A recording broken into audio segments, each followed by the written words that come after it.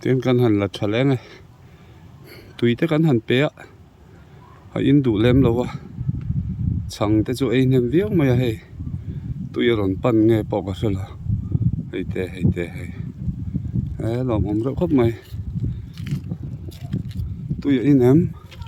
Ồ. In ta ê. In rồi. In cần dễ là. Nút lâu à.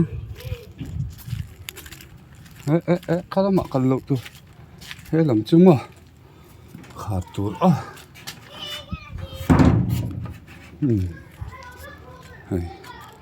Ngắm khóc mày.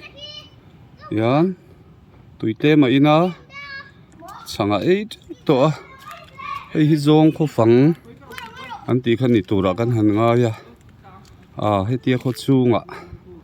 Anh đồn là rụt ngâm tê hi. À chà in ở rau quý lê mày. Tùn lại ạ. À mình ringot trìa. Dìu lại dìu ringot mì tắm ta cần ôm à. Hay tía mũ thê ya. Anh dì ngạ. À, bà thiên in ở rộn tìr gần tì mèm chứ. À rau quý lê mày. Nâu bằng in ấn lòm lê anh. Hey, là mạ tên em à. So là mạ tên.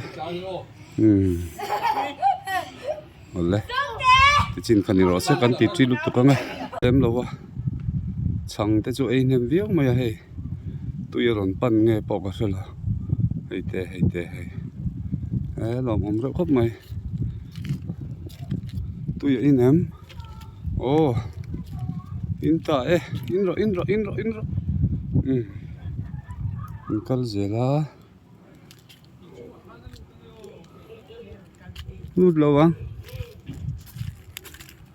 Ê, khá là mặc cần lâu tu. Ê, làm chung mà. Khá tốt à.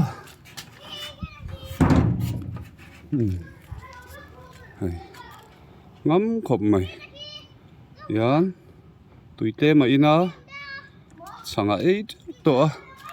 Hay hi zong khô phẳng. Anh tí khăn nị tù ra căn hẳn ngà ya. À, hay tía khô chú ngạ. Anh đồn là rụt ngâm tê hi. À chà in ở rau quý lê mày. Tùn lại ạ. À mình ringot trìa. Dìu lại dìu ringot mì tắm ta cần ôm à.